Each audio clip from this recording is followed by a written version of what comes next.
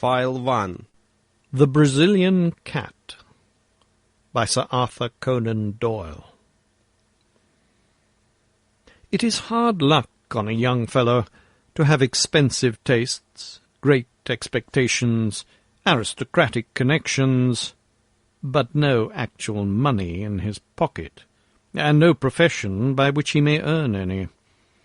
The fact was that my father, a good, sanguine, easy-going man, had such confidence in the wealth and benevolence of his bachelor elder brother, Lord Southerton, that he took it for granted that I, his only son, would never be called upon to earn a living for myself.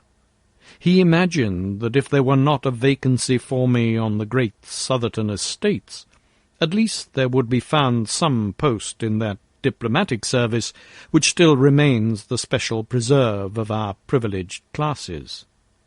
He died too early to realize how false his calculations had been. Neither my uncle nor the state took the slightest notice of me, or showed any interest in my career. An occasional brace of pheasants or basket of hares was all that ever reached me to remind me that I was heir to Otwell House and one of the richest estates in the country. In the meantime, I found myself a bachelor and man about town, living in a suite of apartments in Grosvenor Mansions, with no occupation save that of pigeon-shooting and polo-playing at Hurlingham. Month by month, I realized that it was more and more difficult to get the brokers to renew my bills, or to cash any further post-obits upon an unentailed property. Ruin lay right across my path, and every day I saw it clearer, nearer, and more absolutely unavoidable. What made me feel my own poverty the more was that, apart from the great wealth of Lord Southerton, all my other relations were fairly well-to-do. The nearest of these was Everard King, my father's nephew and my own first cousin, who had spent an adventurous life in Brazil, and had now returned to this country to settle down on his fortune. We never knew how he made his money, but he appeared to have plenty of it, for he bought the estate of Greylands, near Clipton-on-the-Marsh in Suffolk. For the first year of his residence in England, he took no more notice of me than my miserly uncle. But at last, one summer morning, to my very great relief and joy, I received a letter asking me to come down that very day and spend a short visit at Greylands Court.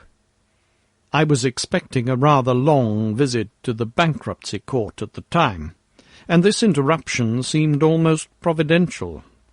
If I could only get on terms with this unknown relative of mine, I might pull through yet. For the family credit he could not let me go entirely to the wall.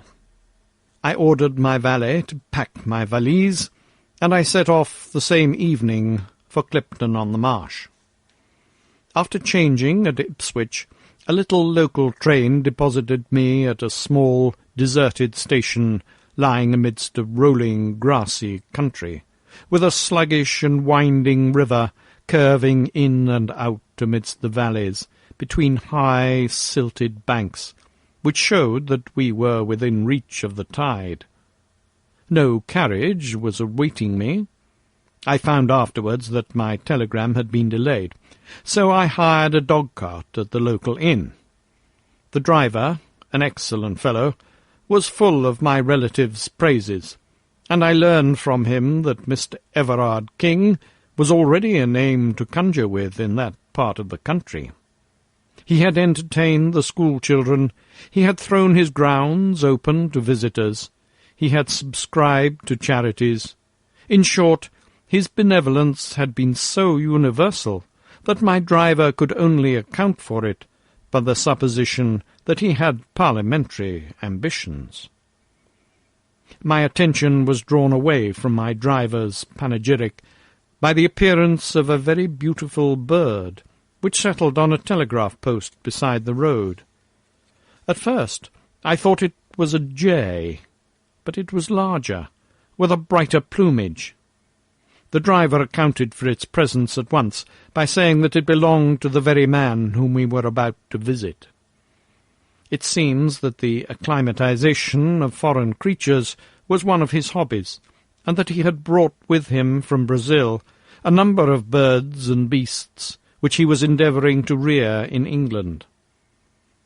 When once we had passed the gates of Greylands Park, we had ample evidence of this taste of his.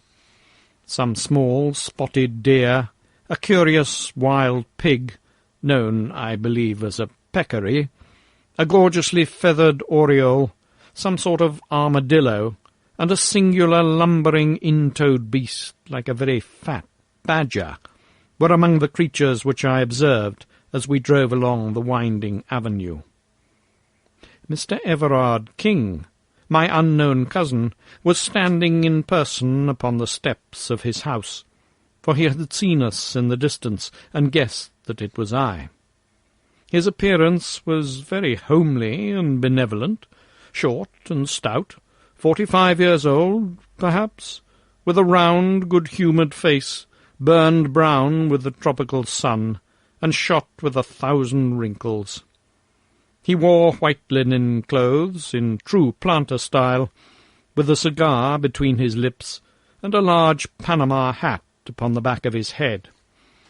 It was such a figure as one associates with a verandahed bungalow, and it looked curiously out of place in front of this broad, stone English mansion, with its solid wings and its palladio pillars before the doorway. "My dear," he cried, glancing over his shoulder, "my dear, here is our guest. Welcome, welcome to Greylands. I'm delighted to make your acquaintance, Cousin Marshall, and I shall take it as a great compliment that you should honour this sleepy little country place with your presence." Nothing could be more hearty than his manner, and he set me at my ease in an instant.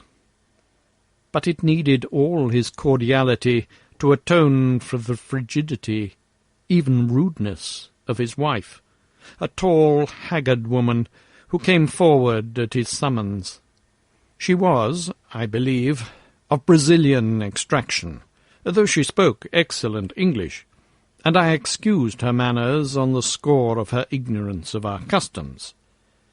She did not attempt to conceal, however, either then or afterwards, that I was no very welcome visitor at Greylands Court.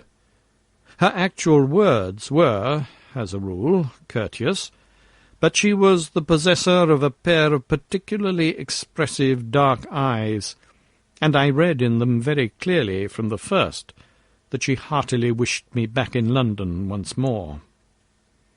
However, my debts were too pressing, and my designs upon my wealthy relative were too vital for me to allow them to be upset by the ill temper of his wife, so I disregarded her coldness, and reciprocated the extreme cordiality of his welcome. No pains had been spared by him to make me comfortable. My room was a charming one. He implored me to tell him anything which could add to my happiness. It was on the tip of my tongue to inform him that a blank cheque would materially help towards that end, but I felt that it might be premature in the present state of our acquaintance. The dinner was excellent, and as we sat together afterwards over his Havanas and coffee, which later he told me was specially prepared upon his own plantation, it seemed to me that all my driver's eulogies were justified, and that I had never met a more large-hearted and hospitable man. But, in spite of his cheery good nature, he was a man with a strong will and a fiery temper of his own. Of this I had an example upon the following morning. The curious aversion which Mrs. Everard King had conceived towards me was so strong that her manner at breakfast was almost offensive, but her meaning became unmistakable when her husband had quitted the room. "The best train in the day is at 12:15, said she. But I was not thinking of going today, I answered frankly, perhaps even defiantly, for I was determined not to be driven out by this woman. "Oh, if it rests with you," said she, and stopped with a most insolent expression in her eyes.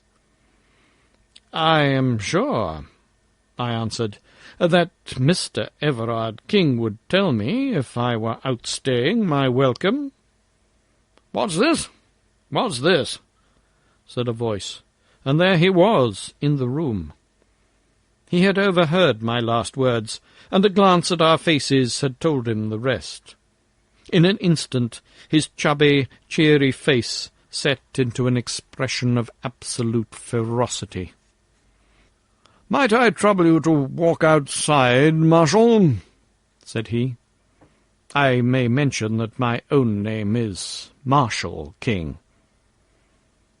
He closed the door behind me, and then, for an instant, I heard him talking in a low voice of concentrated passion to his wife. This gross breach of hospitality had evidently hit upon his tenderest point. I am no eavesdropper, so I walked out onto the lawn.